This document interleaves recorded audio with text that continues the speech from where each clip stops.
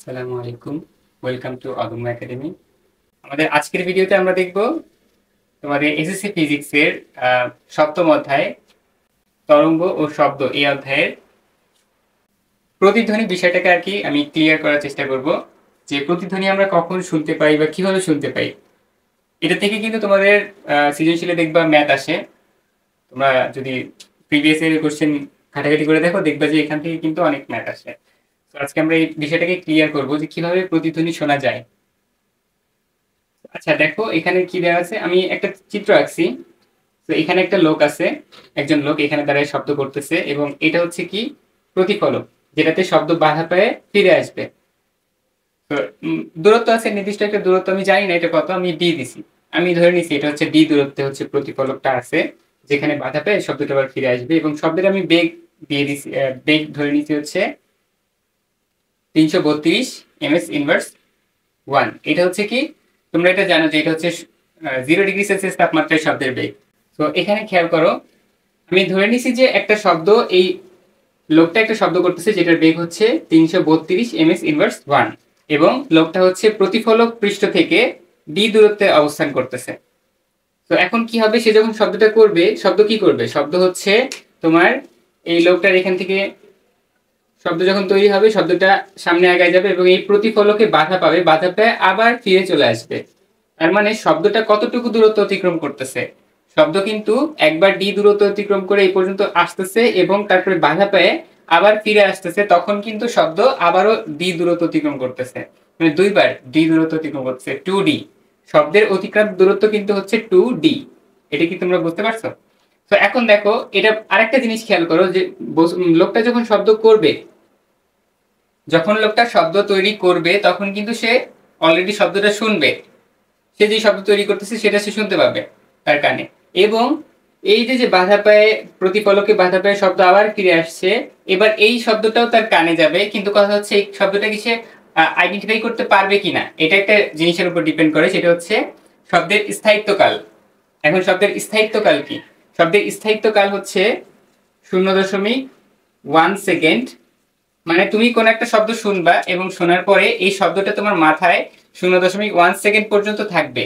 তার মানে তুমি এই লোকটা যে শব্দটা করছে, এই শব্দটা ওই লোকের মাথাতেই, সে যে শব্দটা করছে তখন যে শব্দটা শুনতে পারছে, শব্দ করার যখন সে করছে ওই মুহূর্তে সে যে শব্দটা শুনতে পারছে, ওই শব্দটাই তার মাথায় 0.1 সেকেন্ড পর্যন্ত কি থাকবে। তার মানে এই সময়ের মধ্যে যদি আবারও শব্দ ফিরে আসে, সে আসলে শুনতে পাবে না, কারণ তার মাথায় অলরেডি আগের শব্দটাই আছে, সে পার্থক্য করতে পারবে না দুইটা শব্দের মধ্যে। কারণ তার মানে কি, আমাদের শব্দকে কতটুকু, ন্যূনতম হচ্ছে 0.1 সেকেন্ড, এই যে যে সময়, এই সময়ের পরে আসতে হবে ফিরে। যদি কোনো একটা শব্দ বাধা পায় আবার ওই সময়ের 0.1 সেকেন্ডের পরে ফিরে আসে, তখনই আসলে আমরা প্রতিধ্বনি শুনতে পাই। তো এটাই আমরা একটু ক্যালকুলেশন করে দেখবো যে কত দূরত্ব হইতে হবে। এই যে আমরা যে নির্দিষ্ট একটা বেগ ধরে নিছি, 0 ডিগ্রি সেলসিয়াস তাপমাত্রার হচ্ছে শব্দের বেগ সাধারণত থাকে কত, 332 এমএস ইনভার্স 1। এবং স্থায়িত্বকাল কত, শব্দের স্থায়িত্বকাল মানে যেই লোকটা শব্দ করবে তার মাথায় শব্দটা থাকবে 0.1 সেকেন্ড পর্যন্ত থাকবে। গতির অধ্যায়ে কিন্তু আমরা একটা সূত্র পড়ছি, সেটা হচ্ছে কি, এস সমান সমান এস ইকুয়াল হচ্ছে বি টি, সমবেগের একটা সূত্র ছিল। শব্দ যেহেতু সমবেগে যাবে, তো এখানে সূত্র কি হবে, এস সমান সমান বি টি।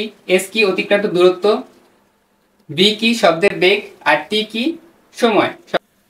একটা জিনিস খেয়াল করো, এখানে এসটা হচ্ছে অতিক্রান্ত দূরত্ব, তার মানে শব্দের অতিক্রান্ত দূরত্ব, শব্দ কতটুকু দূরত্ব অতিক্রম করতে হবে, শব্দকে একবার ডি পরিমাণ যাইতে হবে, আবার কিন্তু ডি পরিমাণ ফিরে আসতে হবে, তার মানে 2D। তার মানে আমাদের এখানে এস এর মানটা কত হবে, 2D।